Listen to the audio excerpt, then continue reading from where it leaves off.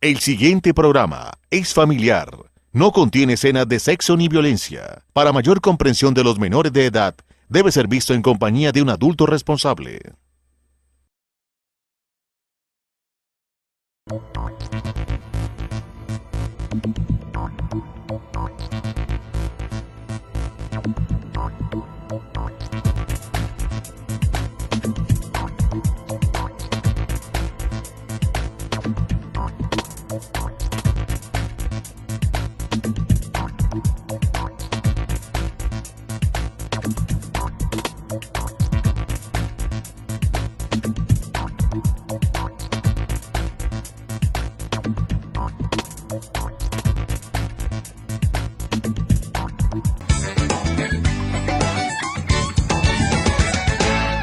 Invitar a la comunidad socorrana a que siga haciendo uso de nuestros servicios.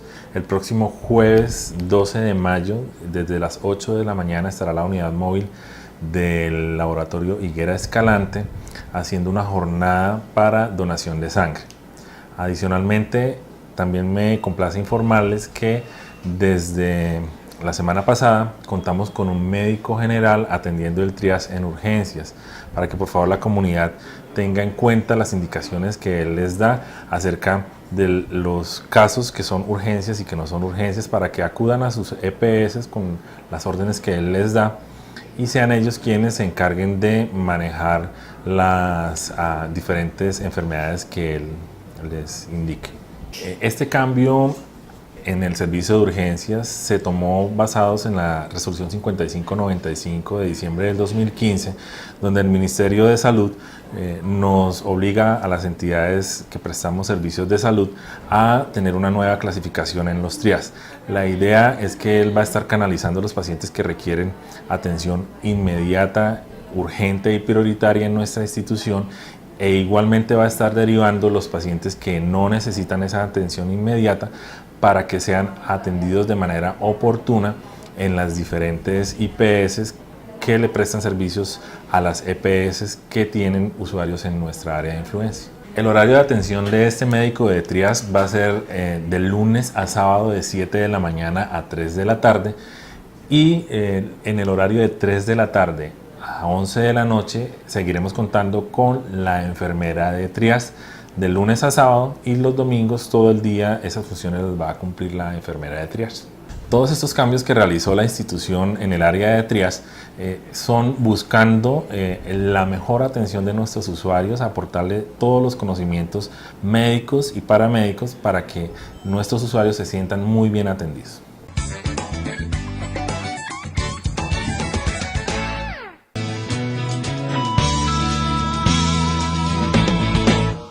Muy buenas, sean para ustedes, para todos.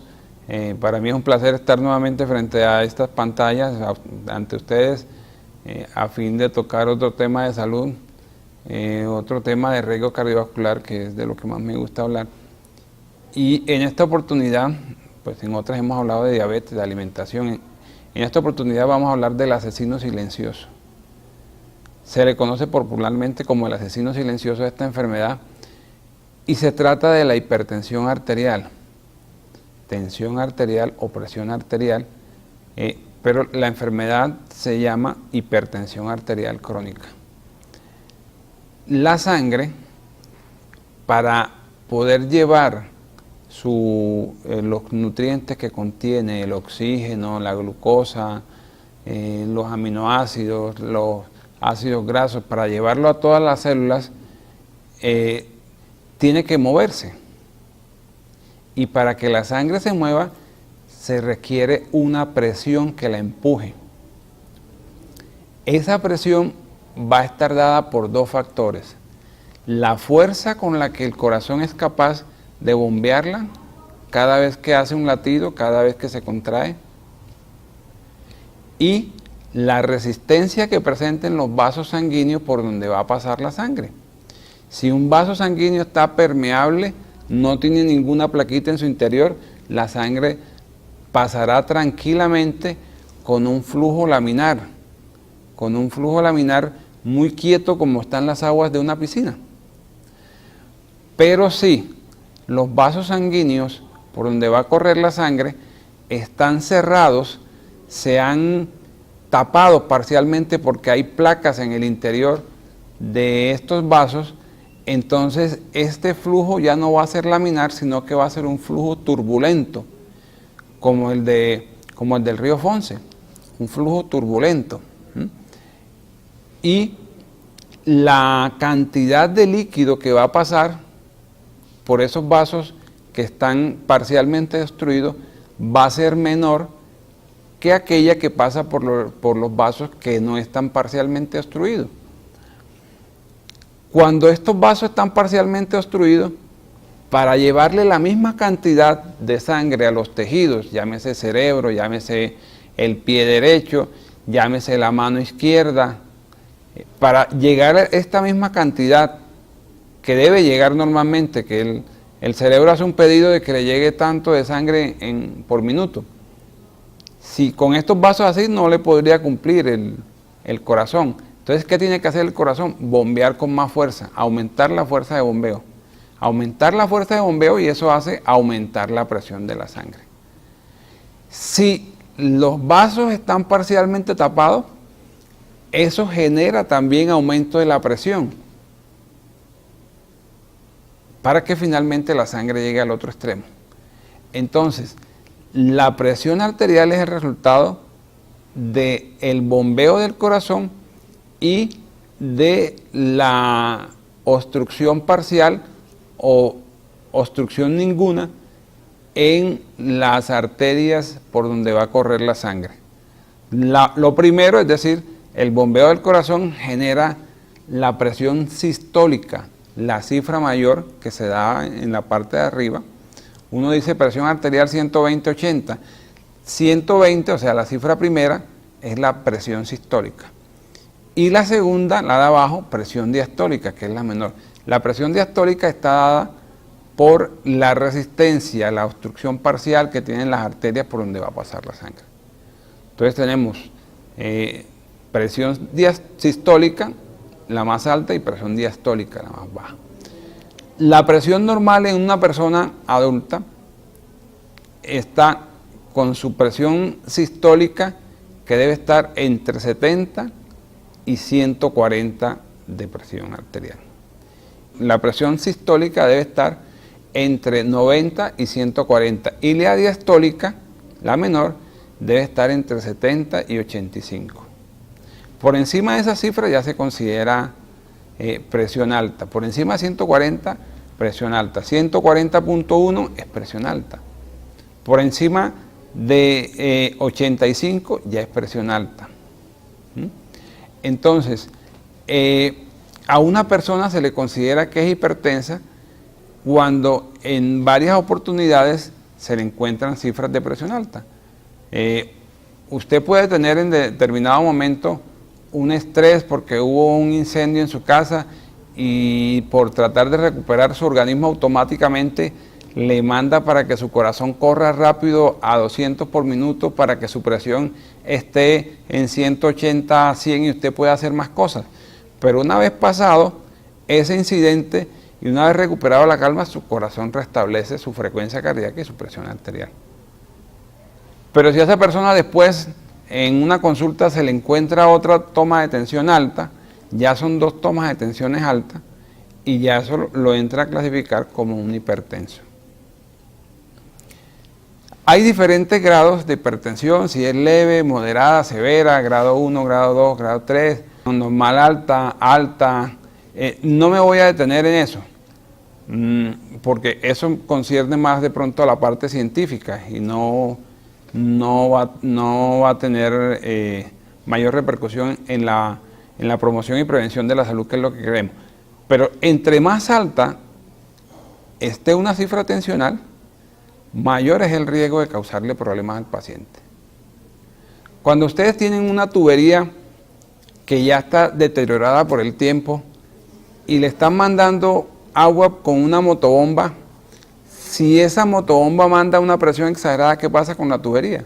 Se revienta. Eso pasa con los vasos los vasos por donde circula la sangre, los vasos del cuerpo. Y los vasos del cuerpo, que desde pequeñito pueden contener plaquitas de grasas. De hecho, hay un estudio muy famoso que alguna vez yo les he mencionado, que es el estudio del español, el doctor Valentín Fuster, español radicado en Estados Unidos, y quien fue merecedor de muchos premios con esto, porque encontró en lactantes, en niños hasta de 8 meses de edad, que habían muerto de accidentes, de otras enfermedades diferentes a las cardiovasculares, y se puso a buscarle las arterias coronarias de esos niños, y encontró que en niños con peso normal o niños gorditos ya había plaquitas de grasa en las arterias del corazón desde los 8 meses.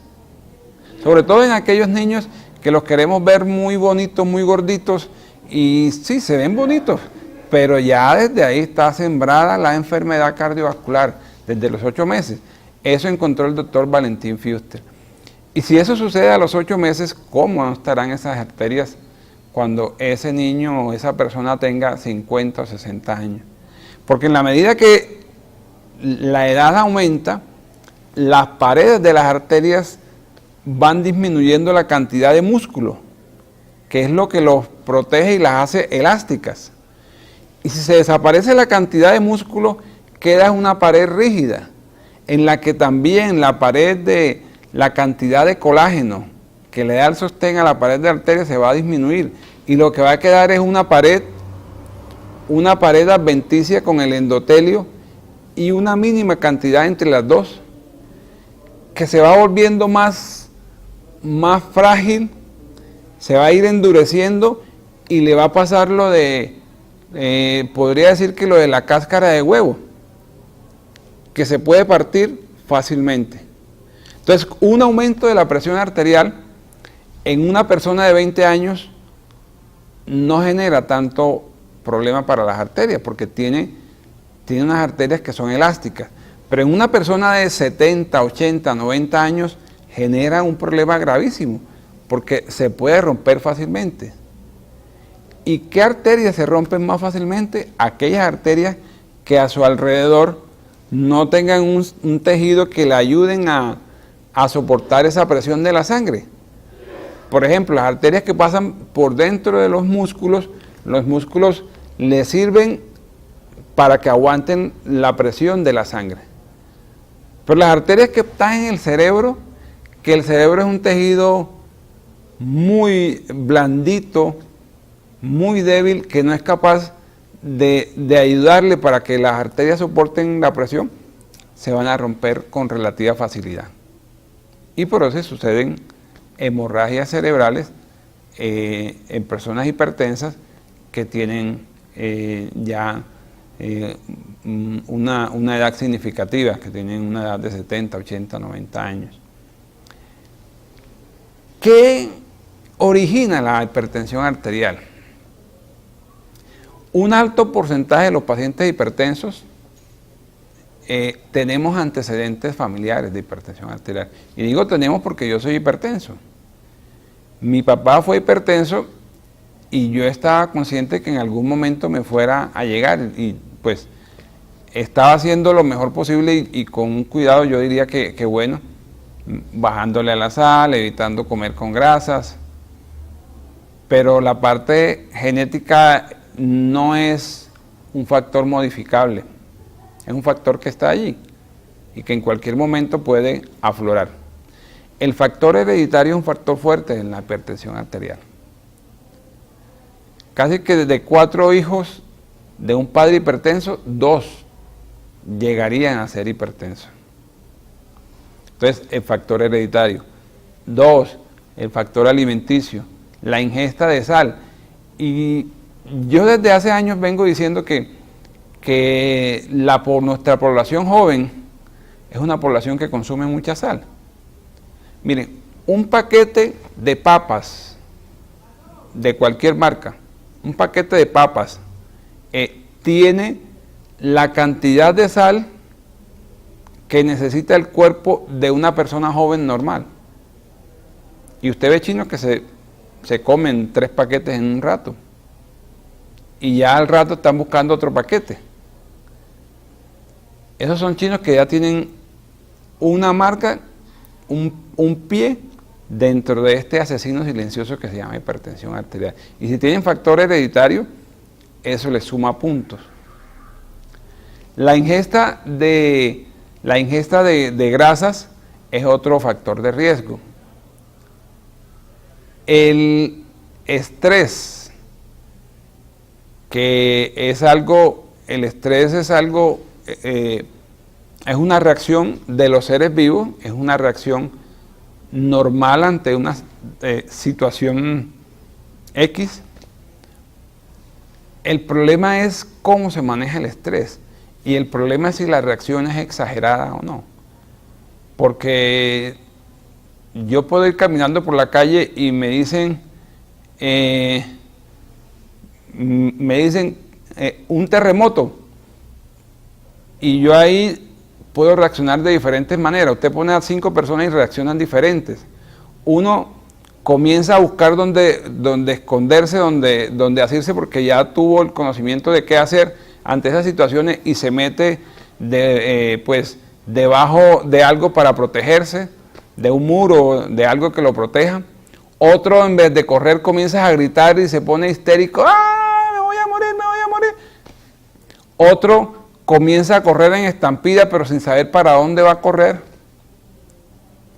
Y otro como que se pone a mirar de pronto detenidamente, pero si no se está moviendo nada, no hay ningún terremoto. O sea, la reacción es diferente.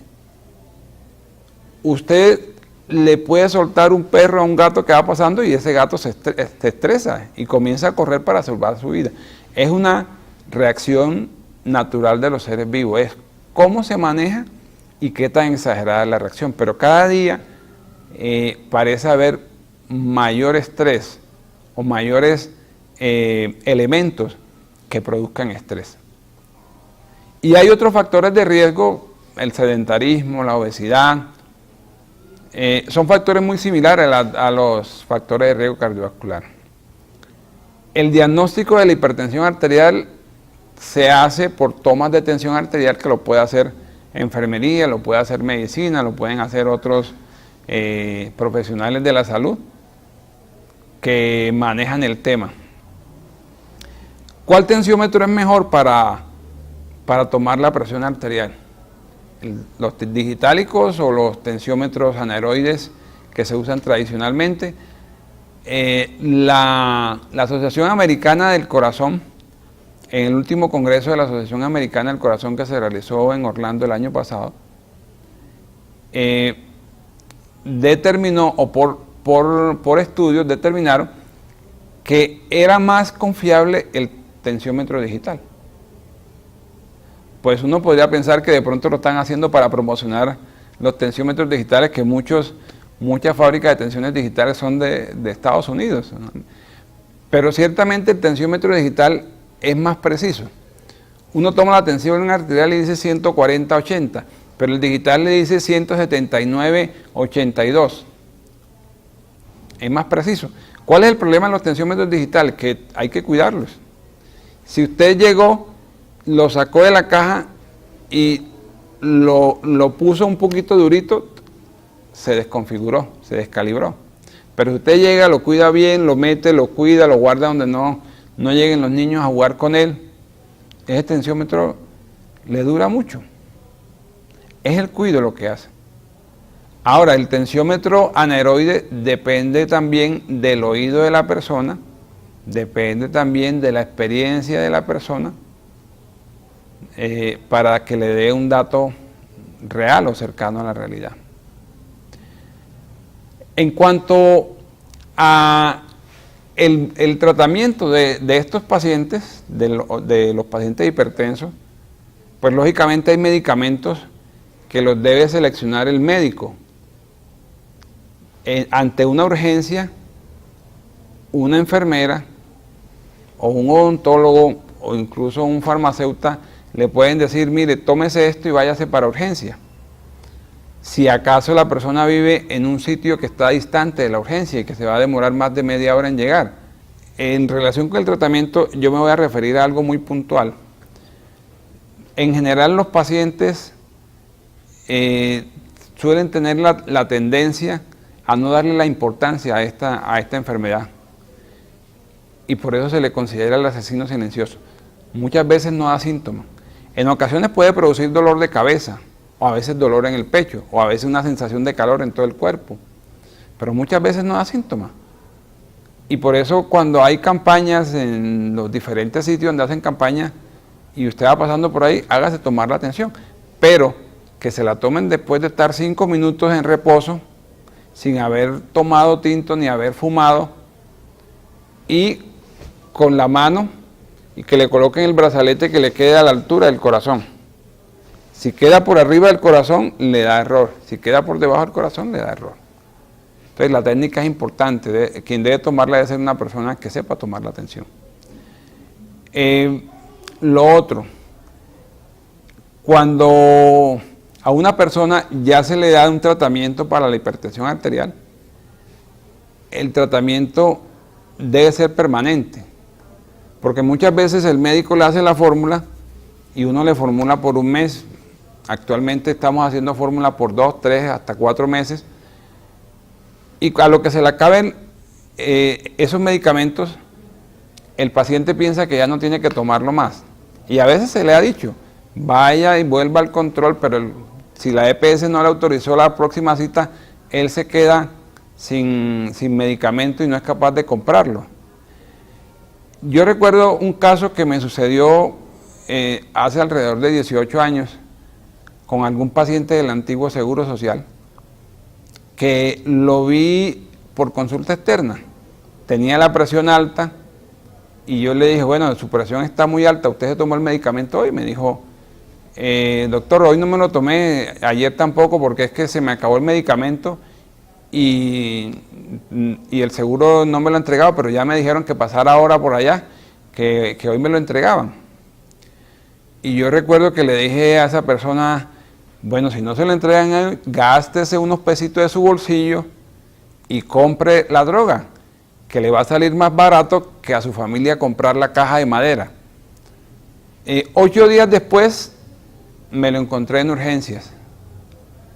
No podía hablar, no podía mover el lado derecho de su cuerpo. Lo tenía paralizado y no podía hablar, no podía emitir ni siquiera una sílaba de decir sí o no. Y tan pronto me vio, pues se le salieron las lágrimas y la señora llegó y me dijo, doctor, es que él fue en la tarde a buscar el medicamento y le dijeron que no, que llegaba al día siguiente. Al día siguiente fue y le dijeron que no había llegado en ese lote, pero que lo mandaban en 2 días. Y en 2 días fue y le dijeron que en el lote que el medicamento estaba agotado y lo iban a buscar era de Bogotá y se lo iban a mandar de Bogotá y nunca recibió el medicamento. Y por no gastarse unos cuantos pesitos, lo que hoy en día serían unos 2.000 pesos, no consiguió el medicamento porque él decía que la EPS tenía que darle el medicamento, que porque para eso a él le descontaban plata de lo que pagaba. Y después, ¿quién le reconoció gastos por el SB o porque haya quedado inválido de ahí en adelante? Eso no se recupera con plata. Entonces es importante que el medicamento se tome permanentemente y que la modificación del tratamiento la haga el médico, sea el médico general o el médico especialista, pero que la haga el médico, porque el médico tiene criterios para hacer el cambio de un medicamento. Que no la haga nadie diferente, a menos que usted esté haciendo alergia a algún medicamento o usted esté presentando hipotensión arterial. Bueno, la enfermera lo puede asesorar para que tome una decisión. Pero es importante que el tratamiento sea, que la persona sea obediente al tratamiento, porque muchas veces los problemas se dan porque la persona no se toma los medicamentos. Muchas veces la persona hace esto, tienen un matrimonio el sábado, entonces se tomó la última tableta el viernes y el sábado no toman la medicina, que porque para que no les dé problema. No, al contrario, es cuando más tienen que tomarse el medicamento. Y si se lo quiere pasar con cerveza, si se lo quiere pasar con whisky, con ron, páseselo, si no hay nada más con que pasárselo, pero tómese el medicamento. Lo máximo que pudiera suceder es que le quite un poquito de efecto al medicamento. Del resto no va a pasar más nada. Pero sí lo va a proteger de que le dé un infarto o una hemorragia cerebral o una trombosis cerebral. Por eso se le llama el asesino silencioso. No avisa. Y cuando llega es para darle la estillada fuerte, el golpe fuerte, de diferentes formas. ¿Cuáles son las complicaciones de la hipertensión arterial? Las complicaciones agudas: infarto del corazón, hemorragia cerebral, o puede participar en algunas enfermedades como disección aneurismática de la aorta, que es que la presión va levantando la pared de la aorta y abre la pared de la aorta en dos, y eso hace muy posible una ruptura de la arteria de la aorta, que es una arteria grande, gruesa, como de algunos de 2 a 4 centímetros de diámetro, y si se rompe esa arteria, hasta ahí llegamos. Es muerte súbita. Entonces, lo importante de estar tomando el medicamento, de no abandonar el tratamiento, de estar asistiendo a los controles, de estar siguiendo las recomendaciones, que si le dijeron que tenía que comer bajito en sal y de pronto por allá la comida está salada, pues no se la coma, o cómase lo que no esté salado. Que no se la pueden cambiar, de mala, entonces ese día haga ayuno, haga dieta, le puede servir para bajar de peso, o busca alternativas, pero evítela, porque esa sal le va a subir la presión.